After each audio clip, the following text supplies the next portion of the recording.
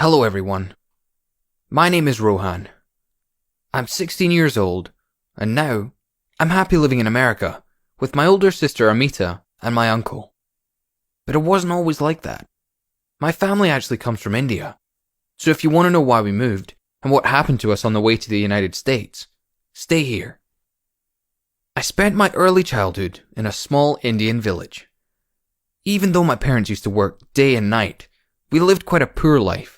It didn't have much. And one day, something terrible happened. Once, our parents went to work and never came back. After 3 days of waiting, we found out that the bus that took all the workers into town every day had gotten into an accident. My sister and I were broken. How would we make it without our parents? All our relatives in India lived under the poverty line and already had enough hungry mouths to feed. We had nowhere else to go. That's why my sister called her uncle, Samar, who had moved to America many years ago. He was absolutely devastated to hear the news about our parents and promised to get us out of the country. He couldn't come after us himself because he couldn't take the risk of bringing in 2 underage kids illegally.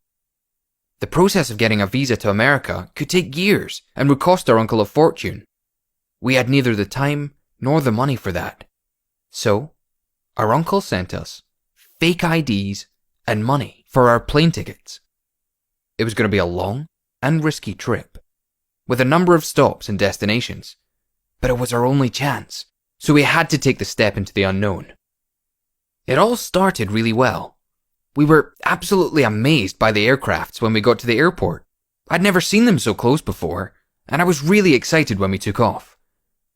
But all the excitement faded away after we landed in Ecuador. There were crowds of people like us, trying to get on the bus for the next destination to Mexico. Everybody was pushing past each other and shouting.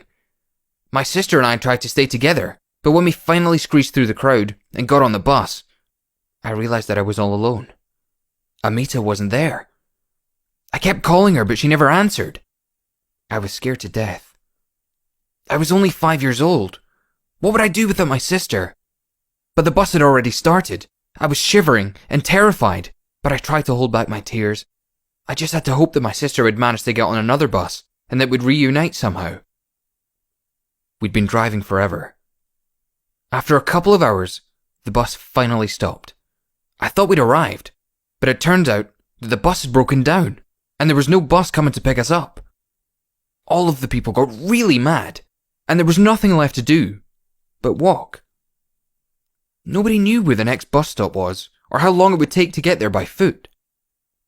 We walked for hours until it had started to get dark, but we finally reached the bus stop. Everybody was tired and thirsty because it was very hard to walk underneath the hot sun.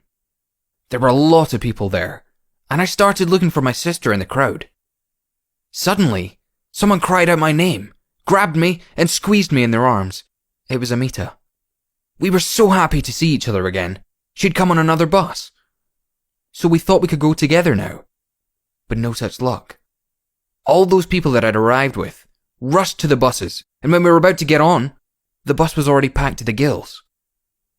Oh, that was another ordeal. But at least we were together now. We stayed at the bus stop with other people who were in the same situation and started waiting. There was almost no food and water left and no place to sleep. My sister tried to cheer me up, telling me about Uncle Samar and promising that another bus was on the way.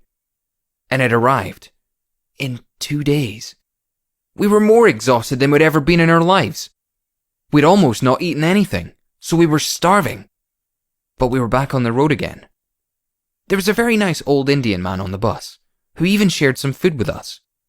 He was also going to America to reunite with his family.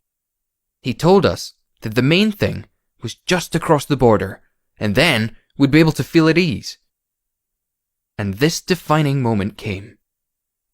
There were a lot of guards, who didn't look friendly at all. They were letting some people in, but we saw a lot of people who were also rejected and arrested. So, we had to hope for the best.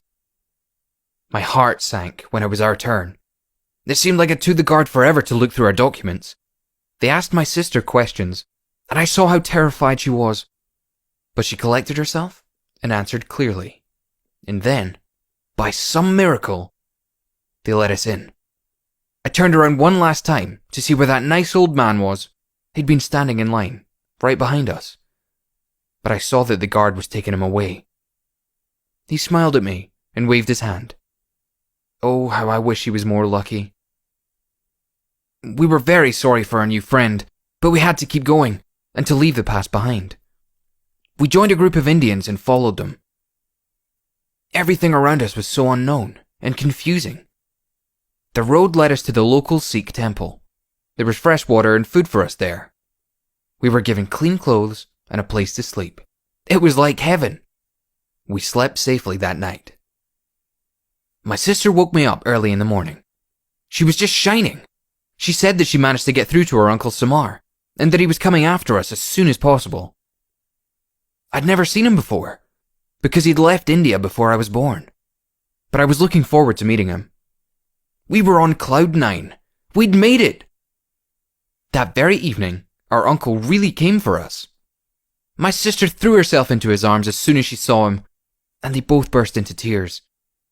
We met his family and moved to his house in Ohio.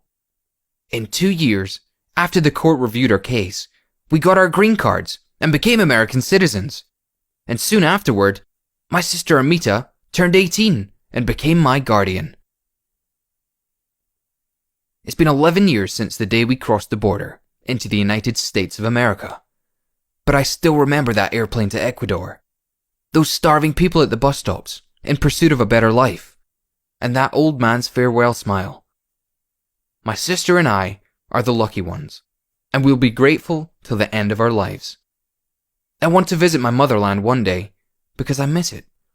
They say every bird likes its own nest.